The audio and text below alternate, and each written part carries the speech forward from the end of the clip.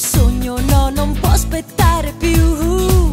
Perciò il veliero mille onde infrangerà per arrivare proprio là, là dove c'è il tesoro. Giù una forza all'arrembaggio, vincerà chi ha più coraggio, forza a tutti all'arrembaggio.